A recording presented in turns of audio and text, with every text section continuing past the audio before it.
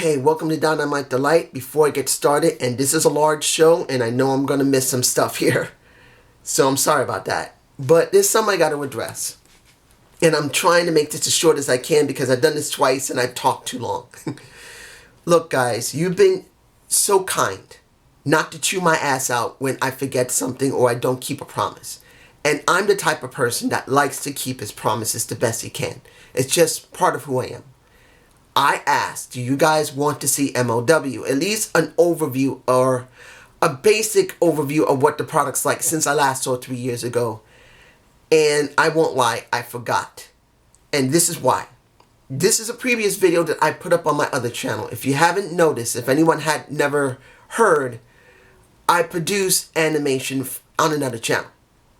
And I don't connect it here because I know that's not what wrestling fans really care about. Dance animation.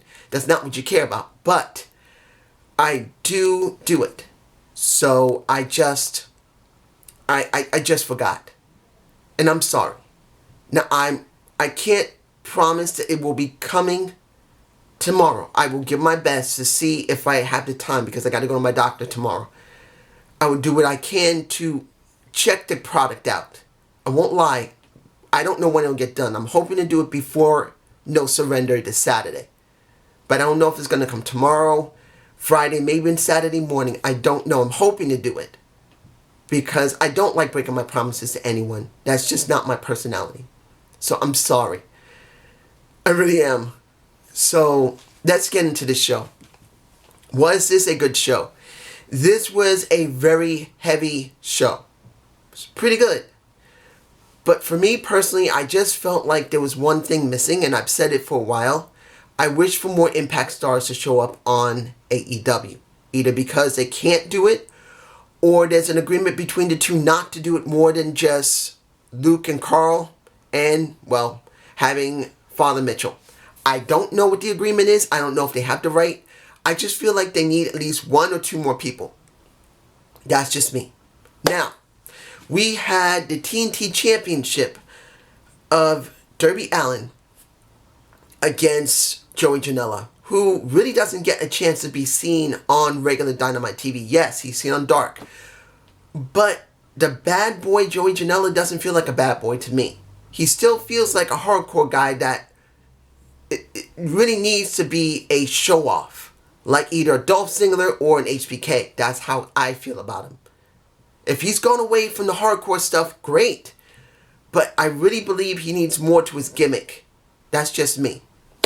The match itself was not bad at all. It wasn't great, but it wasn't bad. I'm not really big into Joey Janela, but it doesn't mean he doesn't have some level of skill. In the end, Darby Allin did win. And we did get that scene during the middle, I believe it was near the middle of the show when it came to Sting, because I'm doing that now. Sting was asked by Tony, what are you going to be doing to the Taz, to the team Taz? And at that moment, Taz shows up and, well, you got, with a nice talk from Taz, saying, we're ready for you, but, well, we got a little surprise. We're going over to a special place, and we're going to take a special guy to that special place. And they showed a Darby Allin who seemed to got his ass whooped. His ass whooped. And he was dragged in a body bag behind an SUV. I don't know if I got that shot. If it's in my face, it's in my face. If not, I'm just going to... Guys, I didn't expect that. They're really trying to make this Sting, Darby Allin, and the Team Taz Street fight mean something. Now, if Darby was still in that bag when they dragged him along, damn it, man, that's just... Whew. The boys wanted to do some stuff. That's some dangerous shit, if that was him in the bag. But at least they are trying to make it mean something. Now, Sting left after that, which was fine. I'm alright with that. But you wonder how far this cinematic street fight is going to be, and can Sting pull it off? I don't know what condition Sting's in, so hopefully he's better than The Undertaker when it comes to this situation. Well, Undertaker did a pretty damn good job, but the question's going to be, how far can Sting go? Now, we got Lee Johnson and Cody versus Avalon and Evolve Vinali. I believe his name is Vinali. I can't remember. What we got here was a showcase of Lee Johnson. Now, weirdly enough, he may be a relative by marriage. Wouldn't it be crazy if he is a relative by marriage? But because my mother was married to a Johnson once. I'm not saying that Lee Johnson doesn't seem to have talent, because he does. That corkscrew jump out of the ring to go after, I believe it was Avalon. No, was it Avalon that he did that corkscrew with a Rivaldi? No, Rinaldi. I think that's the one he did it to. It was very good. He has skill.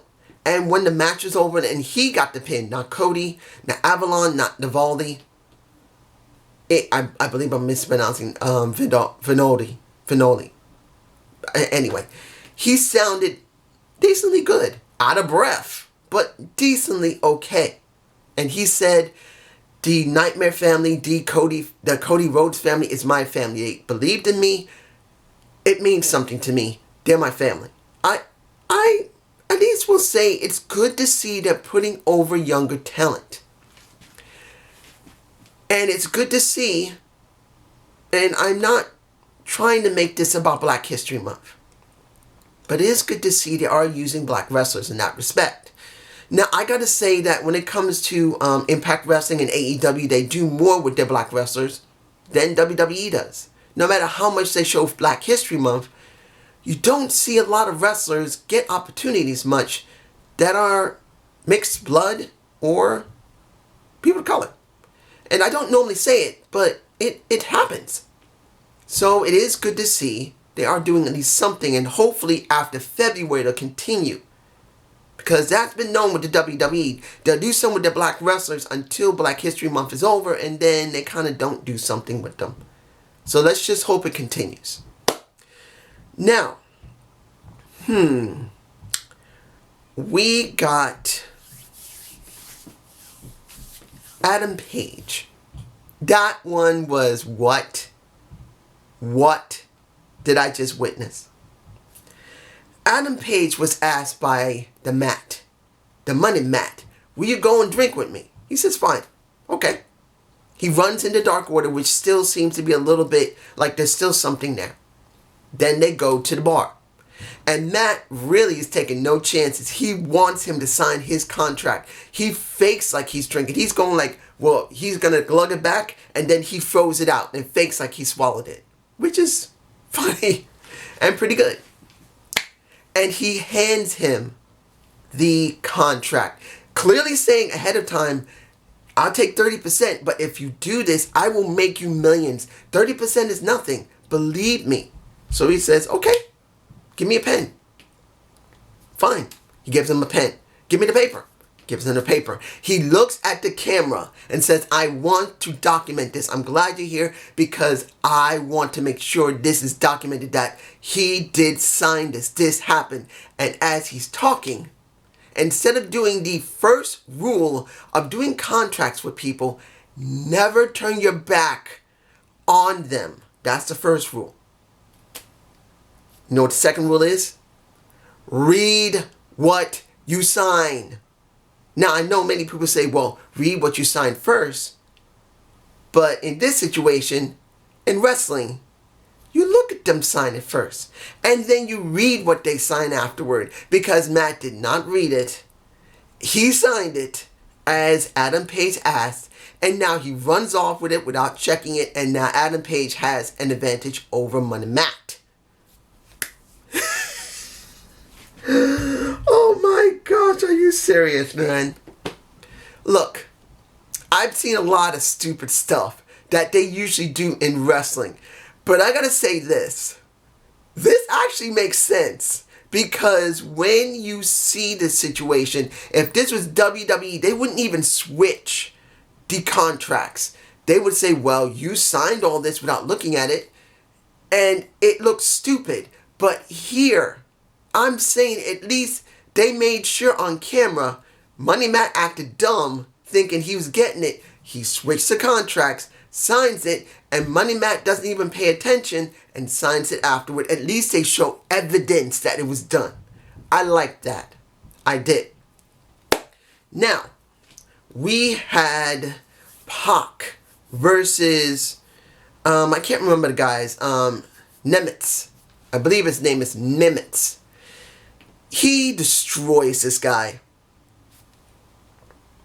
They're in my face. Look, guys. There are high flyer wrestlers that do not understand to make their moves mean something. And then there are high flying wrestlers, high impact wrestlers, and high flying wrestlers that are Pac. I'm telling you right now, he is a true wrestler. You know why? He can do all the high flying moves that he and you like. He can do all the damn spots you want. But when you see him wrestle, he doesn't jump from one spot to another, to another, to another. He does high flying and high impact, but he waits a moment. He let it soak in to the match, to the story he's saying. He is truly a Mozart of wrestling because he understands you do not rush every freaking move every single time. Yes, he'll do that in the beginning and then he speeds up afterward during the middle and the end of the match. Yes, that's obvious. He does this. He still does what all spot wrestlers do. But at least he understands that in the beginning to near the middle, he does not rush. He takes his sweet time. And he makes sure you understand that he is a freaking badass that doesn't play the fuck around. That's what I love about Pac. He is my most favorite wrestler. In fact, if I can, I'm going to get myself a poster of the bastard. Pac, if I can. In fact, hang on.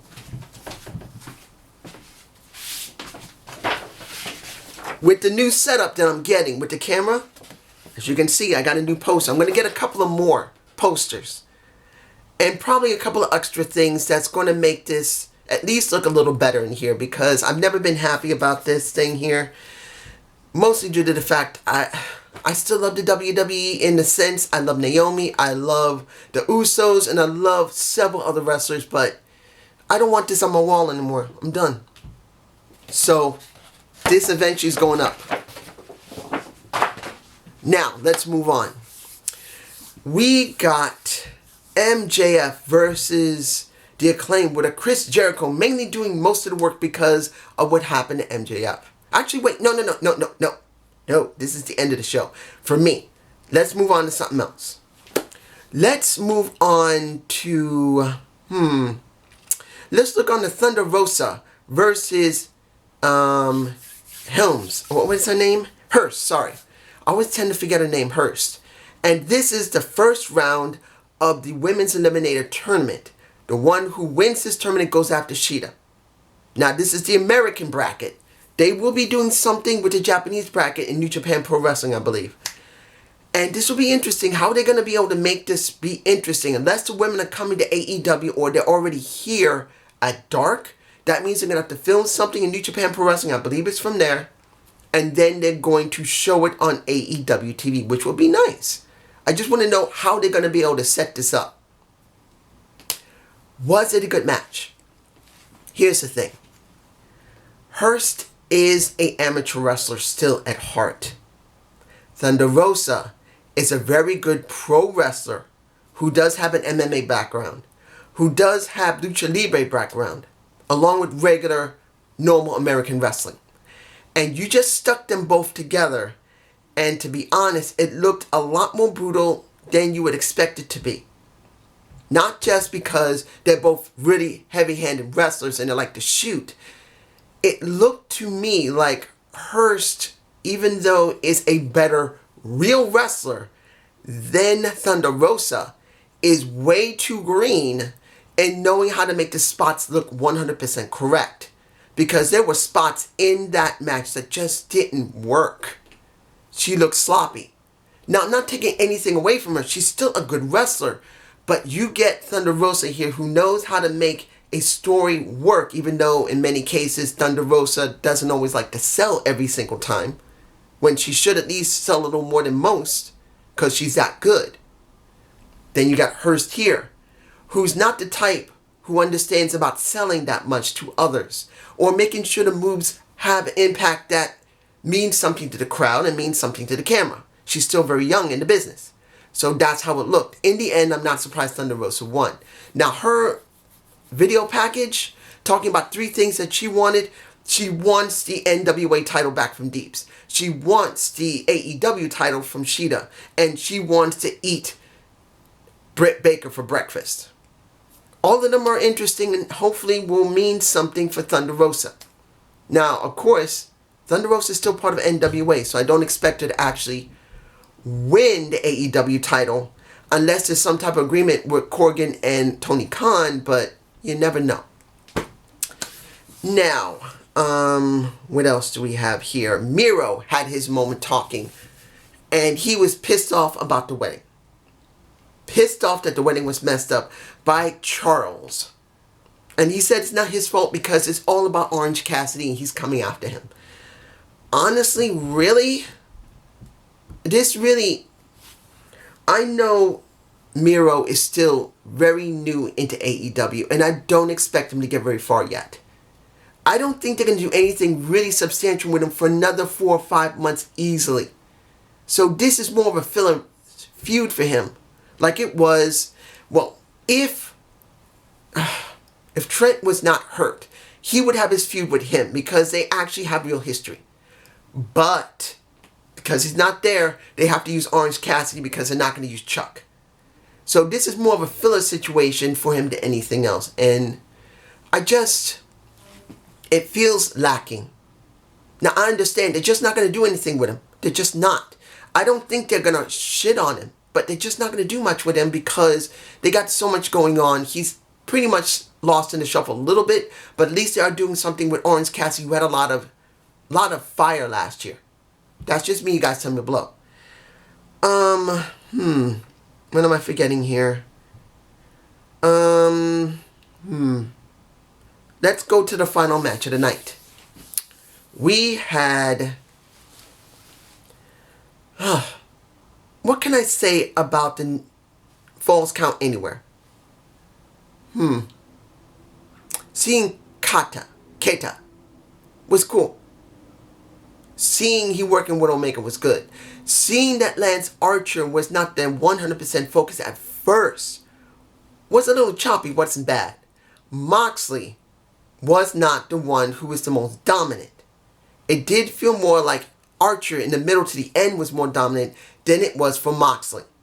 But in the end, you got Kenny Omega pretty much getting the pin. Of course, you had the Good Brothers helping out. They had to help out. There was no way he was going to win without their help. And some of the spots they did was pretty substantial.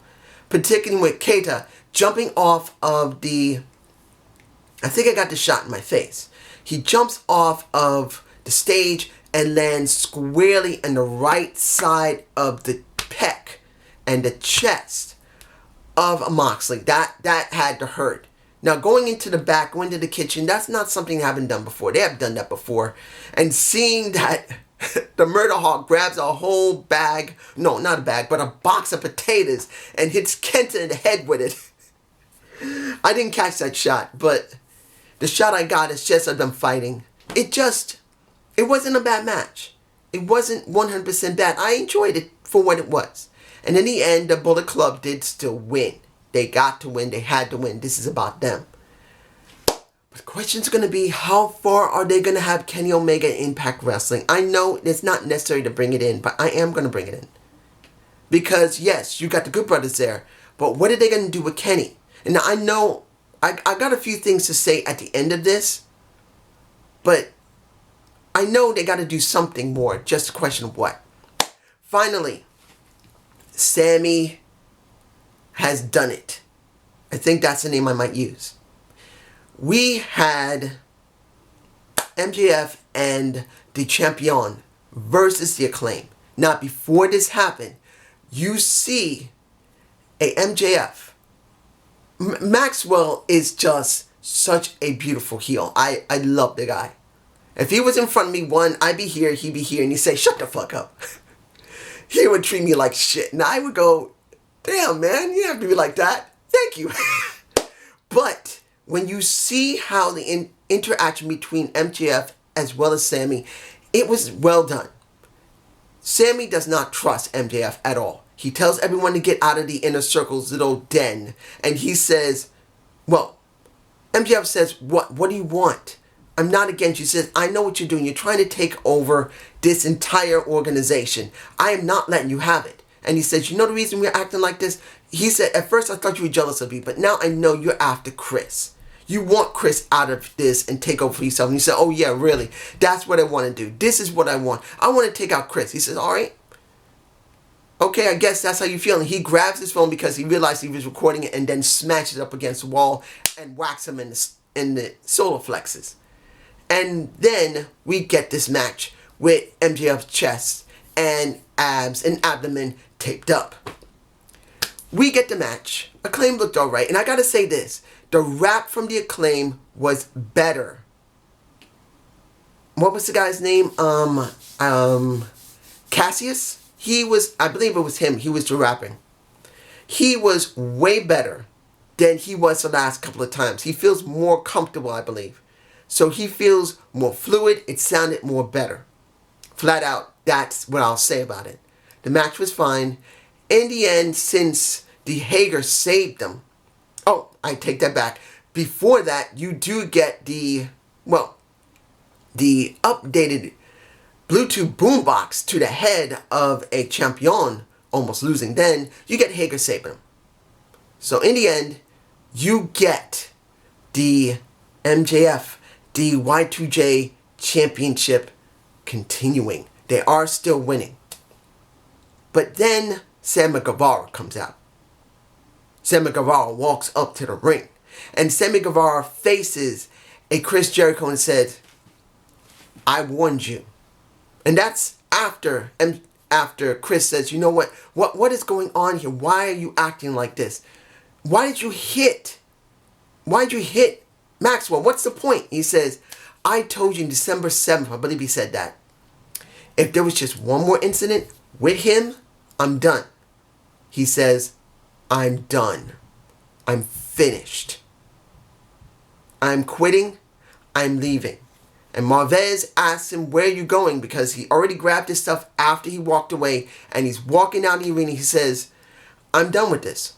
I need some time to myself. I just need time. And he walks away. Now, I know I could say a lot more that happened in this show, but I want to leave it because, one, I don't remember.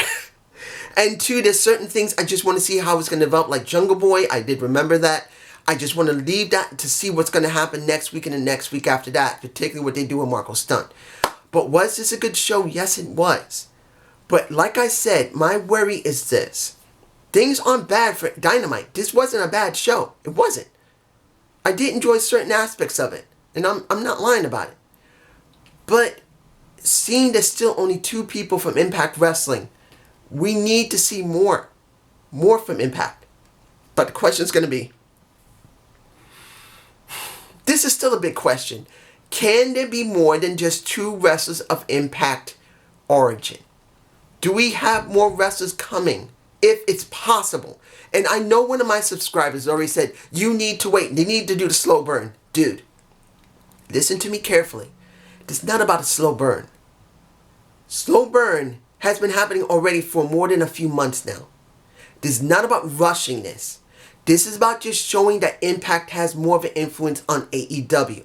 Yes, they're bringing in New Japan Pro Wrestling, which is great. But the question is going to be this. How much of Impact Wrestling is going to get exposure if it's only the tag champions? And not Rick Swann, who is the champion of the company. Or Moose, who may be a mock champion, but he's considered a champion. If they don't bring them over eventually, this is not going to help Impact. Now, I want to see AEW flourish.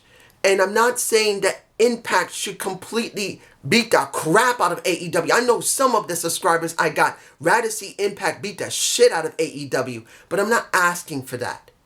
I'm asking for a balance where Impact gets something out of this and AEW gets something out of this.